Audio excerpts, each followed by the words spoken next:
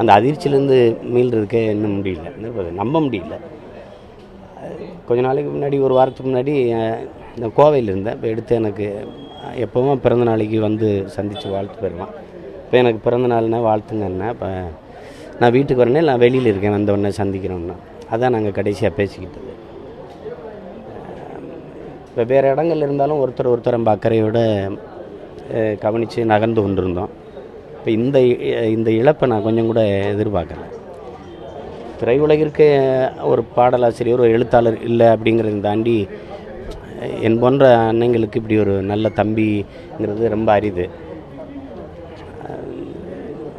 நாங்கள்லாம் பசியோடு இருக்கும்போது அவன் தான் பாட்டு எழுதிட்டு காசு கொண்டு வருவான். அப்போ எல்லோரும் சேர்ந்து சமைச்சு சாப்பிடுவோம். எங்களை எல்லாரையும் ஒரே இடத்துல அடைகாத்து வச்சு ஒரு ஆண் தாய்மை வளர்த்தது அண்ணன் அறிவுமதி அவர்கள்.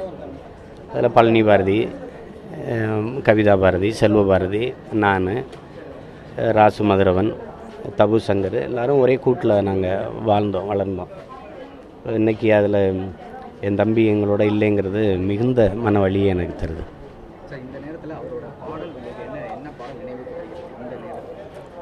அவன் எழுதின என்னுடைய முதல் படத்துக்கு, என் பாடத்தில் அவன் எழுதின முதல் பாட்டு முத்து முத்தா புத்திருக்கு முல்லைப்பூ பிடிச்சிருக்குன்ட்டு. அதுக்கப்புறம் அவன் விருது பெற்ற பாடல் அந்த தம்பி ராம எழுதின படத்தில் ஆனந்த யாழை. அப்புறம் செல்வராகவன் படத்துக்கு அவன் எழுதின இந்த எழுதி முடித்த இந்த கவிதை எடுத்து படிக்கும் முன்னே கவிதை தான் இப்போ அவன் இழந்து நிற்கும்போது அந்த பாடல் வரிகள் தான் எனக்கு நினைவுக்கு வருது.